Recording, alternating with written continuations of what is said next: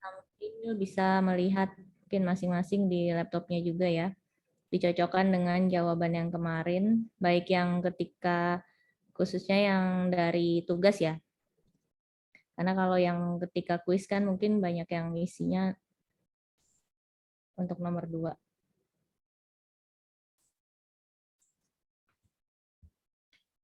Disandingkan dengan yang tadi ya. Jadi untuk yang nomor 1 dulu ya. Nomor 1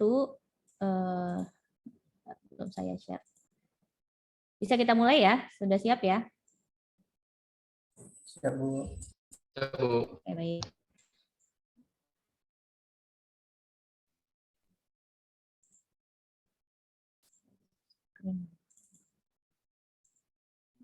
Nah, ini sudah terlihat ya. Jadi kalau di sebelah kiri harusnya sudah terlihat soal, di sebelah kanannya Excel ya. Baik. Nah, sekarang yang nomor 1, ini ada 2 jenis ya, ada obligasi, ada saham. Kemudian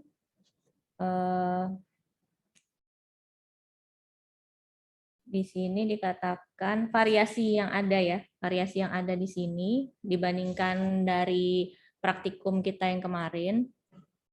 Kalau saham ini sama-sama diketahui ini ya, ada fee broker ya, jadi ada tambahan informasi mengenai fee broker. Kemudian ada juga informasi mengenai nilai nilai pasar lah ya di situs Bursa Efek per akhir tahun. Jadi kalau dengan yang praktikum yang kemarin, kalau saham kan sebenarnya ini hampir sama ya kasusnya ya. Jadi ketika akhir tahun itu harus disesuaikan atau tidak gitu ya. Jadi dulunya 2 juta, maaf, 270 juta, kemudian menjadi 279 juta. Itu hampir sama dengan yang di praktikum. Mungkin yang agak berbeda di bagian obligasi. Saya yakin kalian juga sudah bisa ya menghitung amortisasi ya, amortisasi dari obligasi. Mungkin di sini juga sudah saya sampaikan sedikit reminder untuk rumusnya ya. Rumusnya ini kan, jadi kalau current value dari obligasinya sendiri per 1 Juli itu, kalau kita mau hitung, itu adalah jumlah dari present value dari pokoknya ditambah dengan present value dari bunganya, kan gitu ya. Nah, di sini mungkin yang perlu diperhatikan, di sini mungkin agak lumayan membuat sedikit bingung kalau di saya ya, ini dia baru memperolehnya 1 Juli gitu ya, sedangkan suku bunganya dibayarkan setiap tanggal 1 Juli juga kan gitu. Nah, kadang di awal tuh apakah 1 Juli yang 2019 ketika dia baru beli, dia bisa langsung dapat bunga juga gitu ya. Nah, dalam hal ini berarti kita pegang sementara dia enggak ya. Jadi dia dapatnya itu di tahun depannya lagi. Nah, di sini juga harus diperhatikan ya, lebih teliti lagi. Pembayaran bunganya di sini kan setiap tanggal 1 Juli ya, artinya setahun hanya sekali. Kemudian ada bunga kupon rate 12%, kemudian ada market rate ya. Market rate di sini juga ada variasinya. Dia katakan ada market rate yang tanpa memperhitungkan biaya transaksi 11%, kemudian kalau memperhitungkan biaya transaksi 10%. Nah, ini kan juga variasi pakai yang mana kan gitu. Nah, sebelum ke pakai yang mana, tadi ini kebetulan, tapi di soalnya ini kan dia setahun hanya sekali ya pembayaran bunga. Berarti sampai dengan dia jatuh tempo 2024, kalau biasanya di sini ya, rumus ya, time berapa kali dia dibayar. Nah, di sini T-nya kan berarti 5. 5 kali menerima pembayaran bunga ya. Ini yang akan berpengaruh terhadap rumus. Nah, ini juga kalian perlu hati-hati. Kalau misalkan sekarang kita coba, nanti jawab di chat ya, di chat Zoom ya, silakan. Kalau misalkan dia setahunnya itu dibayarkan 2 kali, misalkan 1 Juli dan 31 Desember, itu berarti T-nya jadi berapa? Silakan coba jawab di chat. Nih, sudah ada yang menjawab. 10, yang lain? Oke. Coba sampai 5 orang nih masih mengikuti nggak yang lain? Oke, baik ya. Saya anggap sudah ingat ya. Jadi, oke betul ya 10. Nah, nanti pengaruhnya tidak hanya untuk, ini kan rumusnya kalau ada yang, nah coba nih, rumus ini mungkin kalian nanti kan open book ya, open book bisa buka aplikasi Excel ya harusnya ya, ketika ujian. Gimana? Bisa kan ya harusnya ya? Diperbolehkan ya buka aplikasi Excel.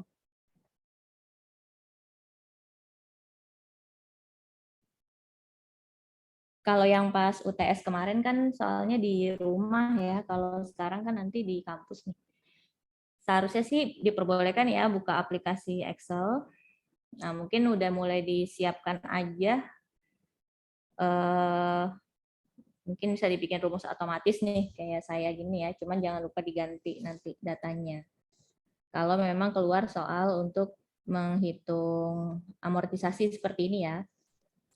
Nah, di sini kan sebenarnya rumusnya yang present value itu, coba ada yang mau menjawab rumus untuk menghitung present value sehingga bisa dapat 1,2 ini? Silakan. Ngitung pokoknya, present value dari nilai pokok, rumusnya gimana?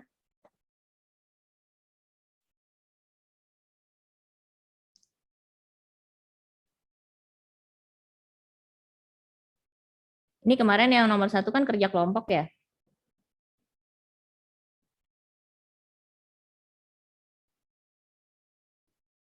Coba ada yang menjawab rumus untuk menghitung present value dari nilai pokoknya obligasi?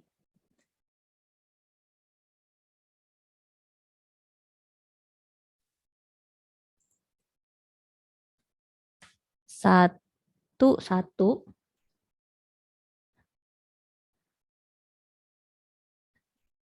Si face value-nya sendiri nggak diikutin. 1 plus I pangkat, oh ya di sini N-nya waktu, ya I-nya si apa? Market rate ya. Oke. Ya, bukan ya 1/, oh ya, karena ini 1/, ya dikalikan dengan face value. Oke, betul ya, Listia. Nah, jadi tadi terlihat ya dari rumus yang di chat ini, berarti artinya face value dikali 1/, I-nya di situ adalah market rate ya. Market rate, N-nya kalau di rumus Listia itu adalah berapa kalinya dapat bunga ya. Oke, bisa terlihat di sini kalau tadi kita tidak teliti, misalkan dia, kalau ini kan soalnya ini setahun sekali, tapi kalau misalkan ternyata setahun 2 kali, otomatis kan N-nya sendiri udah berubah gitu ya, N-nya berubah, dan face value-nya juga,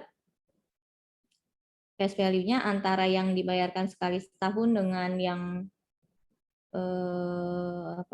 setahun 2 kali itu kan juga nanti berubah. Seperti itu ya, pokoknya perlu diperhatikan, teliti lagi. Kalau ada amortisasi seperti ini dan ada koreksi kan kurang lebih pasti nanti ada perhitungan gitu. Itu apakah dia dibayarkannya berapa kali dalam setahun gitu ya, karena akan berpengaruh terhadap baik itu N-nya maupun terhadap nilai-nilai yang dipakainya nanti ya. Nilai yang dipakainya. Oke.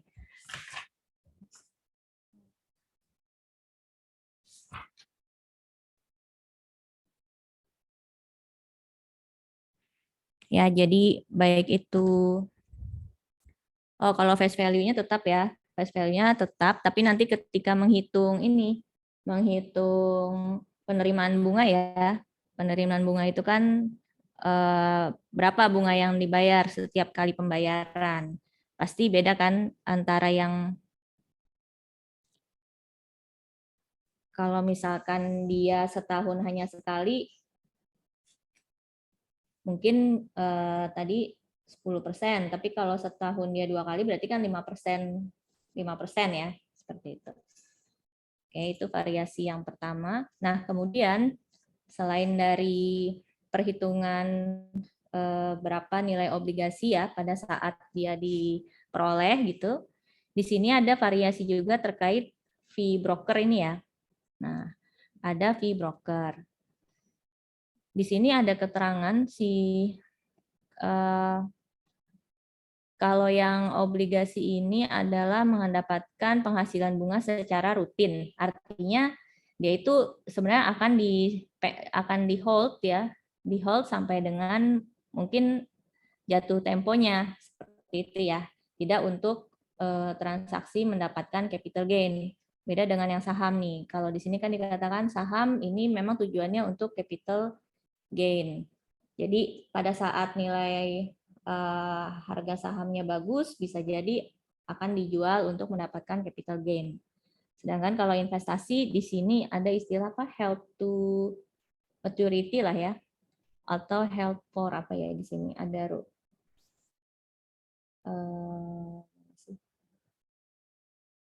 enggak ada ya. Ada kalau dari ada istilahnya ini dia siapa tahu nanti keluar nih istilahnya. Held for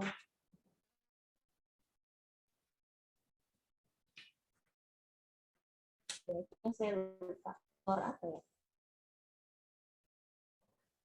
Oh, held for collection seperti itu. Jadi memang disimpan memang untuk mendapatkan ini collection. Collection ini maksudnya penghasilan bunga secara rutin. Atau held to maturity ya biasanya sih yang umum. Nah, jadi untuk yang obligasi ini semacam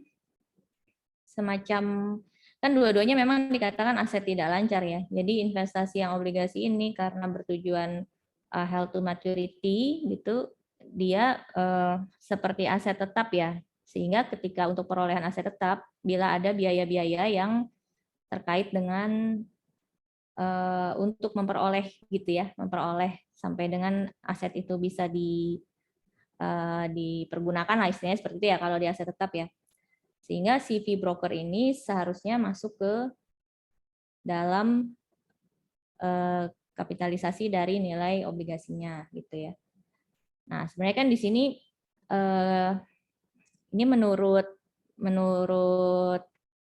kita lihat catatan menurut klien dengan yang ada di broker kan sebenarnya sudah sama ya.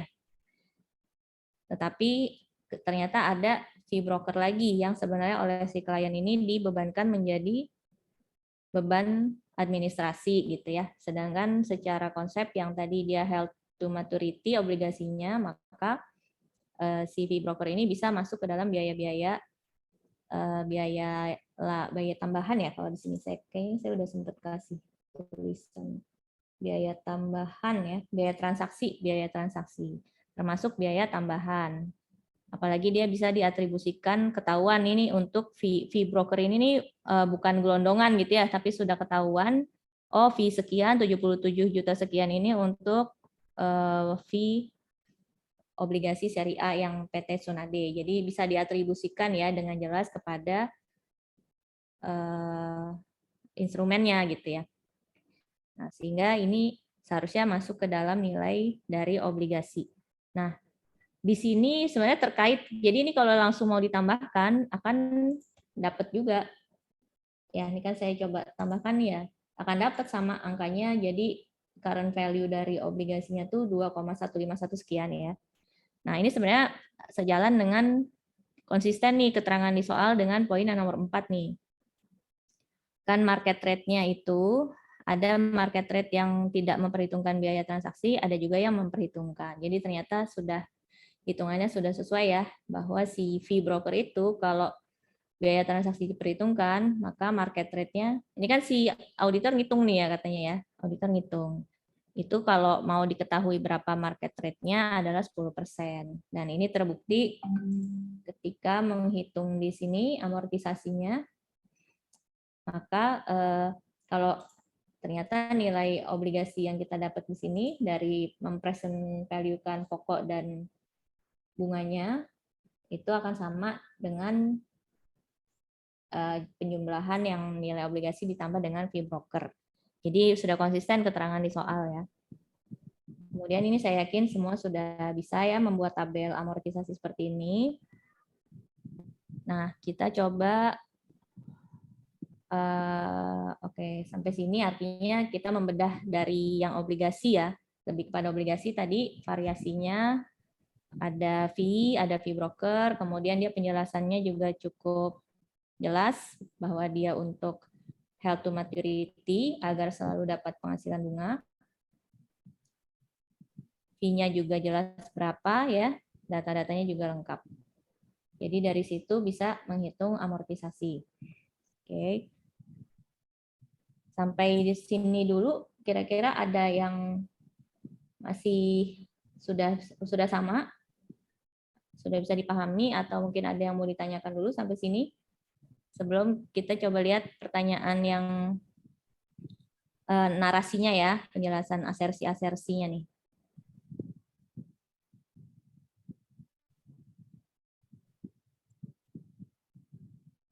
Oke, kalau belum ada bisa tulis di chat mungkin lanjut atau belum ada pertanyaan.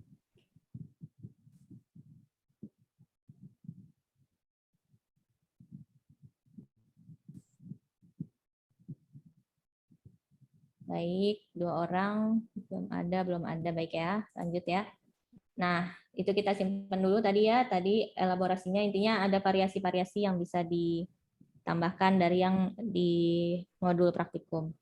Nah, sekarang seperti biasa, ini ada pertanyaan kan ya, kayaknya dulu untuk UTS juga sudah sempat saya bahas ya. Nah, ini nomor 2 nih, khususnya nih.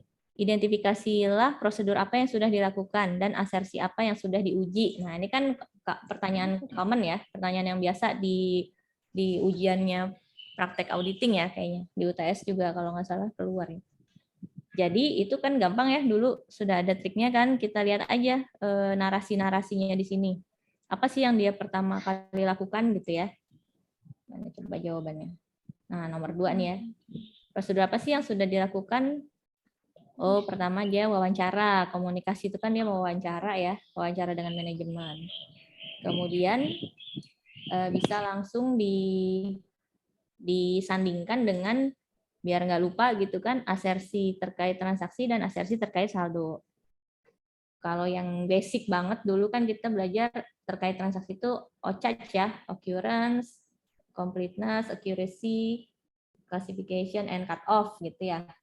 Meskipun kayaknya sudah ada perkembangan juga dari Arens, tapi nggak apa-apa, itu yang basic ya. Jadi kalau transaksi itu saya suka ngingatnya tuh pakai ini, OCAC gitu ya. Occurrence, completeness, accuracy, classification, and cut off. Kalau saldo itu juga kalau yang basic banget kan dia HPARO kalau saya ingatnya gitu ya. Existence, completeness, valuation allocation, right and obligation. Nah, kalau terkait presentasi dan disclosure ini jarang ditanyakan ya. Umumnya concern-nya baru sebatas transaksi dan saldo aja. Jadi dari situ bisa kira-kira kalau melakukan wawancara itu apa saja kan yang dia dapat? Oh, ternyata investasinya ada dalam bentuk saham, ada bentuk obligasi. Berarti klasifikasi dari transaksi gitu ya. Sudah bisa prosedur ini tuh untuk menjawab atau menjelaskan asersi terkait klasifikasi. Sedangkan kalau wawancara dengan manajemen ini tadi, untuk saldo bagaimana? Saldonya kalau dia melakukan wawancara dengan manajemen, dia bisa mendapatkan keterangan mengenai hak, right and obligation ya. Sebenarnya sih tujuan dari investasi itu juga, tapi tujuan kan tidak ada ya. Valuation and allocation ini jelas karena apa namanya, kan dia dapat data-data bahkan dari salinan risalah rapat gitu ya, itu pastikan ketahuan tuh berapa jumlahnya allocation. Kemudian apalagi yang dia lakukan? Nah, setelah dia dapat informasi dari manajemen, kemudian dia lanjut ke broker. Broker ini kan berarti pihak ketiga ya, third party, yang harapannya seperti konfirmasi bank gitu, ini merupakan informasi yang handal ya, yang dapat diandalkan. Ketika konfirmasi ke broker artinya kan untuk memverifikasi apa yang sudah diketahui dari data dari klien kan gitu ya. Ketika klien bilang, oh di kami di statementnya atau di buku besar nih ya, atau di trial balance nih ada investasi obligasi sekian. Bisa di cross check dengan catatan di broker ternyata memang betul sekian, meskipun ada fee-nya sekian ya. Artinya keterjadian itu transaksinya itu occurrence-nya bisa diuji gitu ya. Kemudian completeness, karena kan yang diminta kan semua data lah ya pas ke broker, apa aja nih si perusahaan Itachi nih punya, dengan asumsi ini dia hanya memakai satu broker lah ya. Asumsi hanya satu broker, kemudian semua transaksi yang dilakukan PT Itachi ini melalui broker ini. Artinya completeness kan sudah bisa teruji. Kalau akurasi memang kan tidak menghitung sendiri ya, tapi dengan kesamaan angka ini juga sudah bisa menguji akurasi.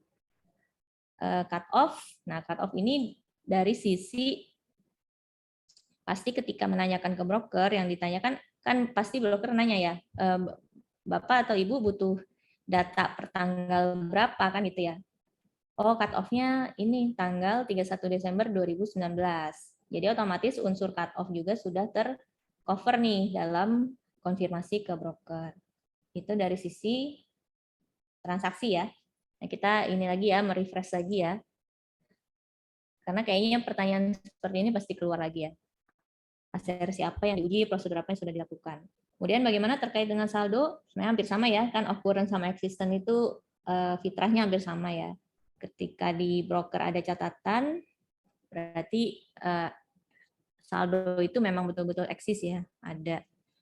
Kemudian sama completeness, valuation dan allocation, nilainya jelaskan ini ada value-nya, kemudian teralokasikan jenis-jenisnya ya, hampir sama dengan klasifikasi juga kan. Kemudian right and obligation, karena kan ketika menanyakan ke broker pasti yang ditanya investasi yang dilakukan oleh PT Itachi gitu ya. Jadi harusnya broker juga memberikan data punyanya PT Itachi, bukan data punya perusahaan lain kan gitu. Berarti right itu dari investasi ini terletak pada PT Itachi kan haknya. Kalau obligation, kalau di sini kan soalnya aset ya, jadi mungkin bukan lebih terkait dengan right, tidak dengan obligation. Nah, kemudian apalagi yang dilakukan, dia setelah dapat nih data dari dua pihak, Anda sudah melakukan pengecekan ke jurnal. Ya, ini istilahnya apa? Tracing ya, tracing ke jurnal-jurnal transaksi, sehingga ketahuan ada yang dibebankan seperti ini. Fungsi tracing itu juga artinya kan apakah semua yang di sini sudah dicatat gitu ya. Catatan sudah komplit, kemudian akurasi juga bisa. Cut off juga ya, cut off karena kan pasti nyarinya transaksi jurnal yang sampai dengan 31 Desember. Setelah itu, ini sebenarnya kan auditor terus menghitung nih ya tadi ya. Menghitung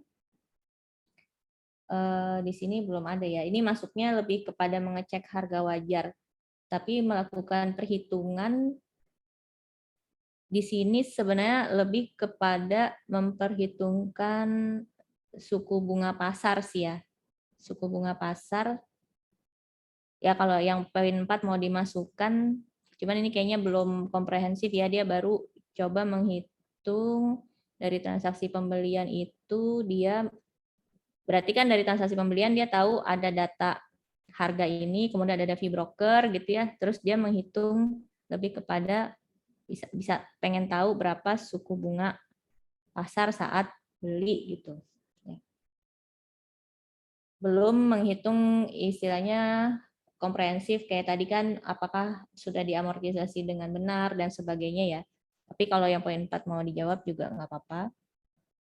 Nah, terakhir mengecek ini yang dikatakan di sini ya, harga wajar dari investasi. Dilihat kan di sini terdaftar di informasinya di Custodian Central Efek ya, di Bursa Efek. Oh, dia cuman kalau ini dia cuman ngecek ke situsnya, misalkan BEI gitu ya, bahwa ternyata harganya pada akhir tahun sekian. Berarti ini kan mengecek harga wajar, lebih kepada terkait dengan valuation-nya ya, untuk yang saldo. Oke. Ya, jadi untuk prosedur itu sebenarnya kalian tinggal mengidentifikasi aja dari langkah-langkahnya si auditor itu sudah ngapain. Pakai aja kata-kata yang memang ada narasinya kan gitu ya. Nah, nanti tinggal dikaitkan dengan asersi yang memang bisa teruji berdasarkan prosedur tersebut. Ya. Jadi yang ini dari kata-katanya di soal, kalau asersinya tinggal dicocokkan. Kira-kira prosedur itu untuk menguji asersi yang mana. Nah, sekarang prosedur tambahan. Kalau yang nomor 1 ini mungkin nggak perlu kita bahas ya, karena kan tinggal mereview lagi dari teori ya. Kalau untuk investasi, biasanya asersi transaksi apa, asersi saldo apa gitu. Kemudian nih prosedur tambahan. Nah, ini juga mungkin bisa bervariasi ya, bisa jadi kalian juga punya jawaban tersendiri nih terkait prosedur tambahan. Kalau kita lihat dari yang sudah dilakukan di sini, ini kan pendapat dari pendapat dari saya gitu ya, atau pendapat dari Dosko misalkan gitu. Siapa tahu ada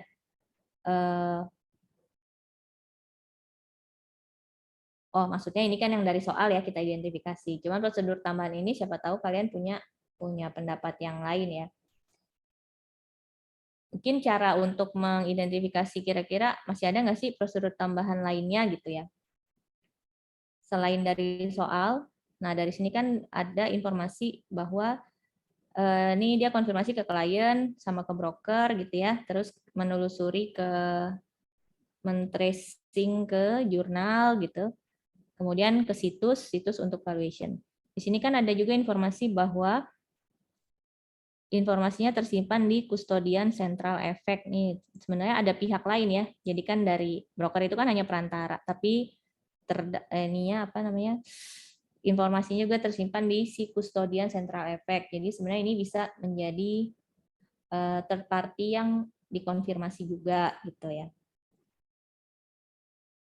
Bisa jadi seperti itu. Di sini kayaknya ada juga ya. Nah, ini ya, bisa juga melakukan konfirmasi ke Custodian Central Efek. Kemudian kalau yang lain ada nggak kira-kira yang belum tercover gitu? Mungkin kita bisa lihat dari asersinya. Kalau di sini asersinya kan sepertinya sudah semua ya, occurrence, completeness, accuracy, cut off, sudah gitu. Kalau saldo, nah mungkin yang right and obligation. Right ini sebenarnya kan tadi kita ngeceknya dengan data dari si broker, memang masih ada di catatannya broker kan gitu ya. Tadi kan saya sempat bilang berarti itu memang eksis, komplit, kemudian secara pengetahuannya broker, obligasi itu memang masih adalah miliknya si PT Itachi kan gitu ya, yang diketahui oleh broker. Nah, tapi kita juga kadang yang lebih punya kuasa itu kan manajemen ya. Siapa tahu dari obligasinya itu ada yang dijadikan jaminan seperti itu ya. Nah, jadi di sini lebih ke, nah ini ya. Mungkin di right and obligation bisa ditambahkan nih. Jadi kalau di sini kan belum tergambar eksplisit bahwa ketika wawancara dengan manajer belum ada statement yang memastikan bahwa tidak ada apa namanya instrumen yang sedang dijadikan jaminan, kan belum ada ya, tidak ada statement seperti itu. Nah, ini bisa jadi tambahan prosedur yang menurut kita perlu nih. Memang ketika di cross check ke broker juga catatannya sama, tapi kan broker nggak tahu ya. Siapa tahu oleh si manajemen tiba-tiba instrumen itu dijadikan jaminan lagi. Itu yang satu, yang pertama. Kemudian tadi konfirmasi ke kustodian. Kemudian sebenarnya yang lain memastikan aja sih bahwa completeness-nya lagi ya. Karena mungkin karena di statement di sini juga dia cuman dikasih data, kasih data, belum ada statement eksplisit memastikan bahwa semua investasi memang sudah tercatat gitu ya. Jadi untuk completeness-nya bisa ditambahkan lagi. Ya, jadi ini ada dua ya, ada dua. Completeness terkait transaksinya ada yang terlewat nggak gitu ya, ada yang nggak tercatat atau tidak, dan terkait saldo, apakah saldo di akhir periode ini memang sudah komplit. Terakhir ini ya, karena dari sini kan belum tergambar si auditor itu melakukan perhitungan atas amortisasi investasi ya. Jadi untuk memastikan valuation, kemudian untuk saldo ya, lebih kepada saldo ya. Ketika transaksinya sendiri itu di sini soalnya nggak ada dikasih ilustrasi jurnal ketika dia memperoleh obligasi gitu ya sama soalnya. Jadi concernnya lebih kepada saldo nih, ketika saldo per 31 Desember kan katanya diakui nilainya sekian. Nah, apakah itu sudah benar gitu ya? Jadi dihitung ulang untuk valuation-nya. Oke, jadi itu untuk yang prosedur tambahan. Dan terakhir jurnal koreksinya. Jurnal koreksi tadi yang pertama adalah untuk fee broker ya, fee broker dikapitalisasi. Kemudian yang kedua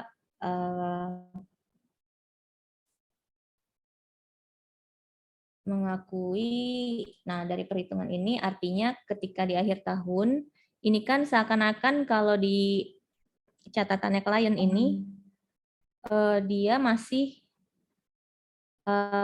belum ada pencatatan amortisasi gitu ya.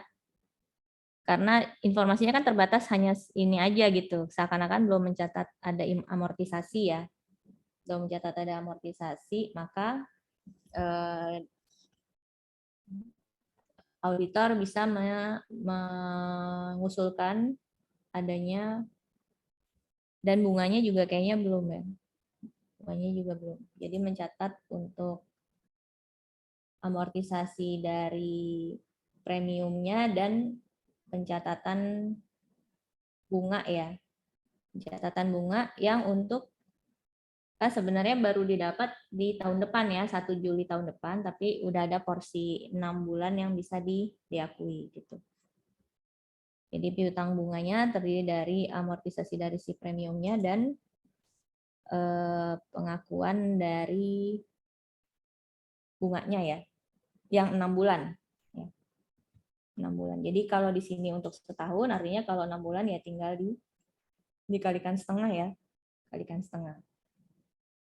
Itu jadi pada akhir tahun, kemudian nanti artinya kan ketika disajikan itu sebenarnya investasi obligasi, kemudian nanti dinetkan dengan ya istilahnya dikombin dengan amortisasinya ya, diskon atau premiumnya. Sedangkan si interest revenue nanti bisa jadi ini ya, piutang bunganya gitu. Seperti itu. Kemudian yang terakhir yang untuk obligasi itu koreksinya itu aja ya. Kemudian yang kedua adalah koreksi untuk saham, sama seperti yang kemarin di praktikum. Oke, baik. Mungkin apakah ada yang terlewat dari jurnal koreksinya? Silakan kalau ada yang mau komentar.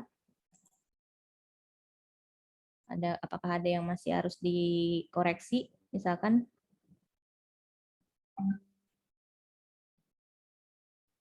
untuk nomor 1, sebelum kita lanjut ke nomor 3 ya. Ini kayaknya nggak lama, bisa setengah 1 kayaknya sudah bisa selesai.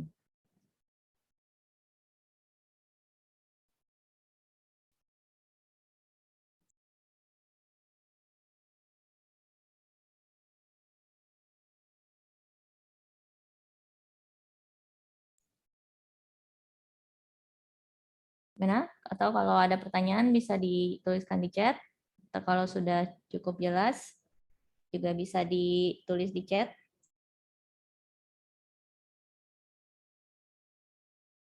Oke ya. Ini yang jawab ini aja nih. Yang lain kemana nih? Oh, udah sama. Oke. Baik, sekarang yang terakhir ya. Kayaknya nomor 2, soal nomor 2 apakah ada kesulitan? Kayaknya ini paling mudah kan, yang soal nomor 2 ya. Oke, nomor 2 apakah kita bahas atau kita skip aja langsung nomor 3?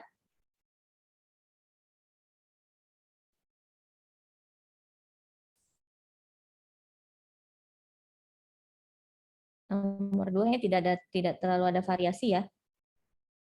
Baik. Oh iya, nanti untuk UAS, kalau misalkan di soalnya itu ada angka-angka gitu ya, misalkan kayak gimana nih, yang angkanya cukup banyak. Nah, misalkan gini nih ya, yang nomor, oke, kita lanjut ke nomor 3 ya. Misalkan nih di UAS keluar soal seperti nomor 3 nih, misalkan. Ini kan sebenarnya ada kertas kerjanya ya, cuman saya di Excel-nya saya nggak buatkan lah, udah. Kalau dari jurnalnya udah bisa, berarti kan bisa dilakukan. Intinya ketika ada misalkan nanti ada soal yang ada tabel dan angka-angkanya banyak seperti ini, nanti pas UAS untuk soalnya sendiri tidak perlu dituliskan lagi angka-angkanya gitu ya. Jadi misalkan kalian disuruh ya apa sih penambahan ini kan menurut klien ya. Terus nanti di kertas kerjanya apa?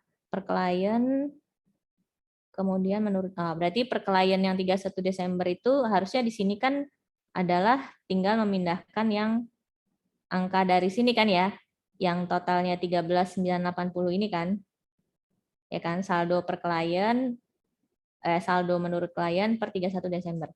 Nah, untuk nanti menjawab, ya mungkin akunnya ditulis ya, karena kan biar nggak bingung nih nanti kalian mau nambah kurang akun apa. Tapi sebenarnya angka di sini tidak perlu dituliskan lagi ya, untuk menghemat waktu gitu. Jadi di sini bilang aja sesuai dengan soal, misalkan gitu.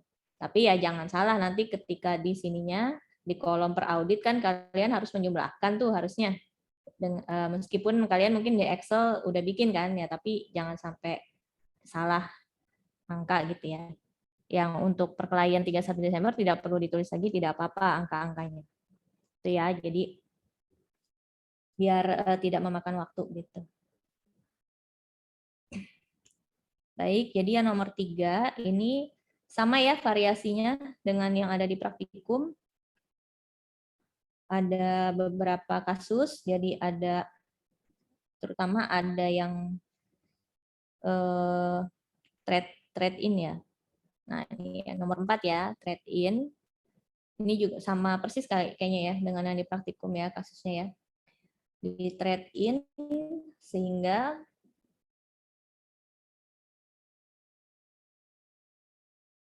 jawabannya.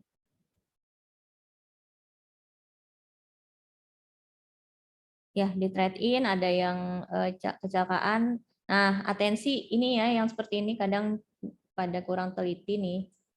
Jadi saldo per 1 Januari 2020 itu untuk 10 unit gitu ya.